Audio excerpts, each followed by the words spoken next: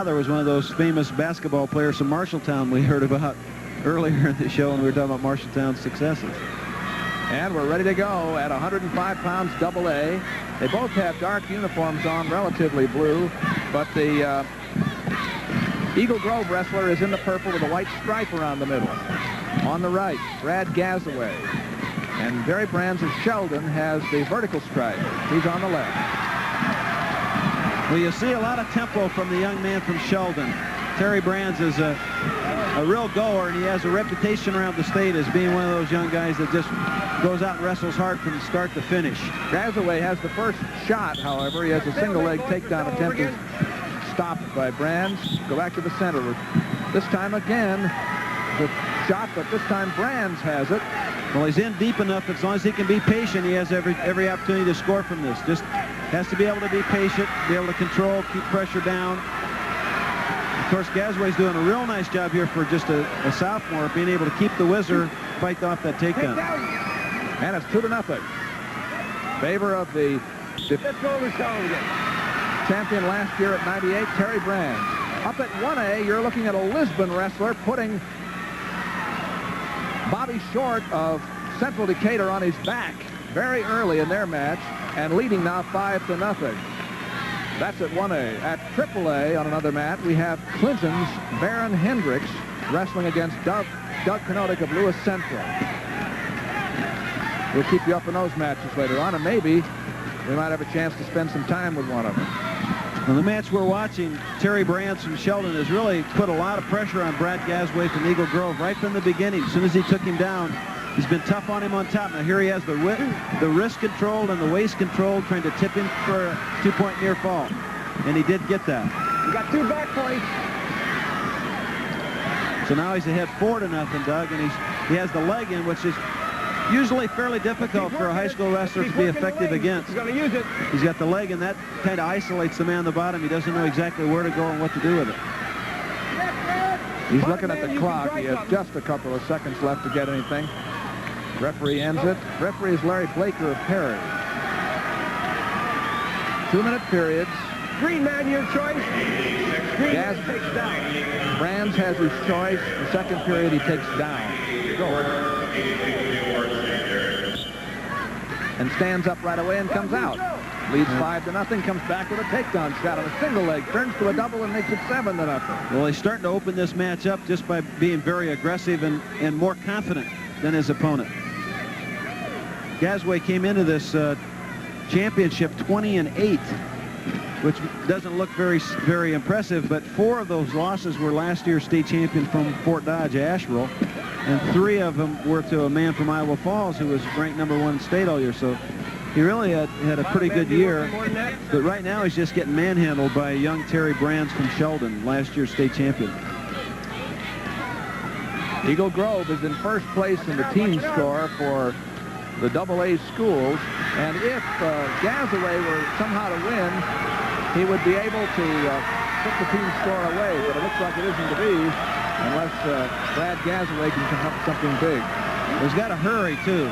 Just heard a loud roar. There was a fall by the Lisbon wrestler, Chad Williams, at 105 pounds. Right here. We'll be talking about that again later on. Terry Brands of Sheldon. Well, his brother Tom is coming up at the next weight. Neither one of them's lost a match this year.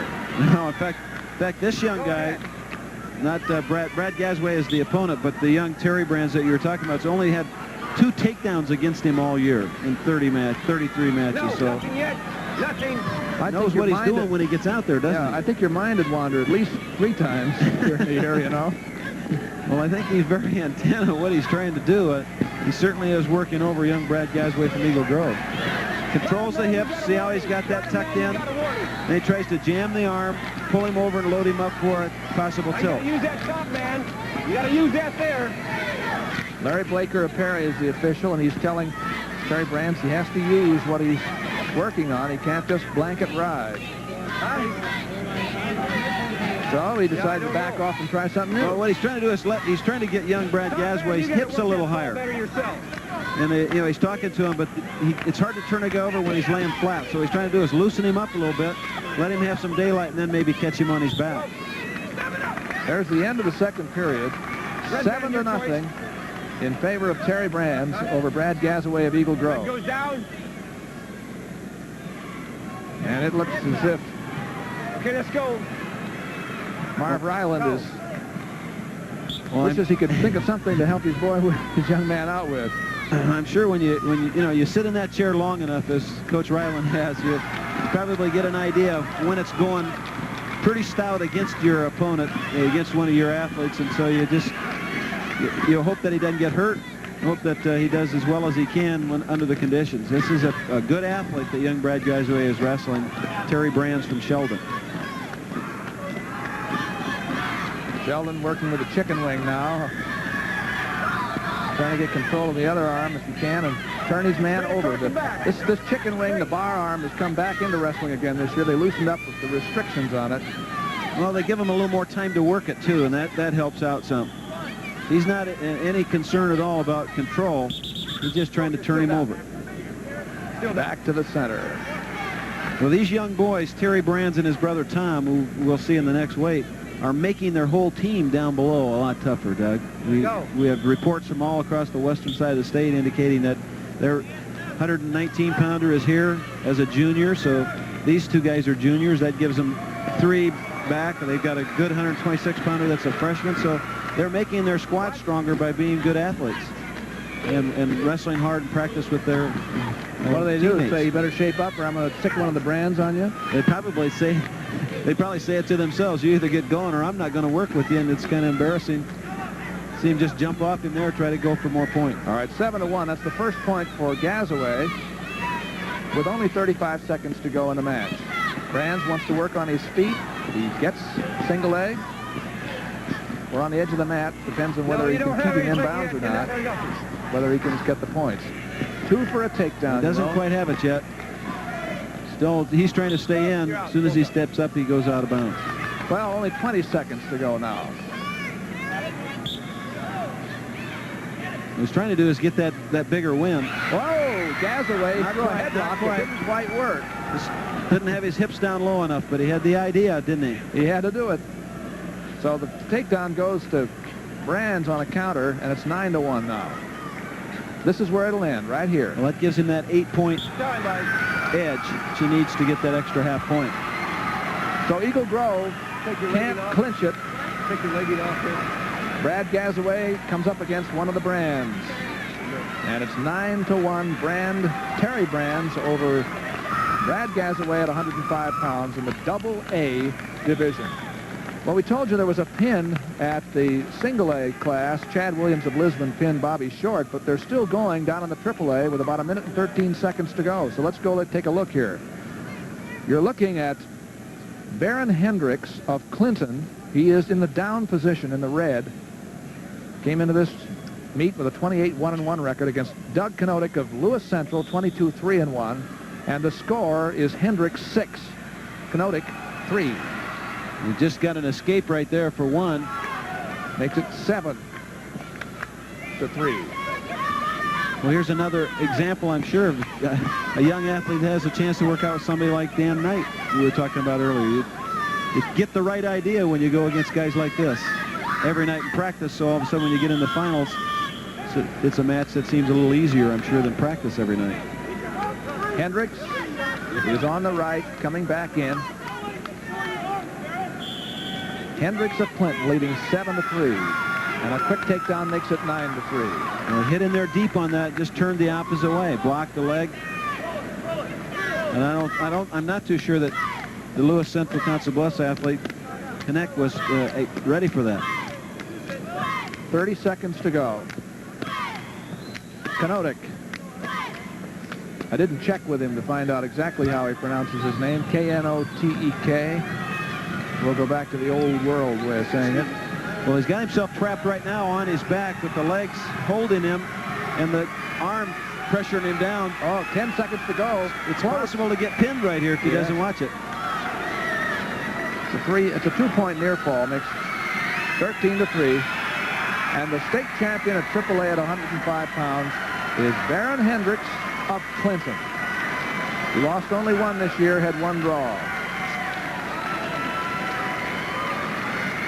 Baron Hendricks of Clinton is the champion at 105 pounds in the AAA division. And that's what happens when you win. You're very happy.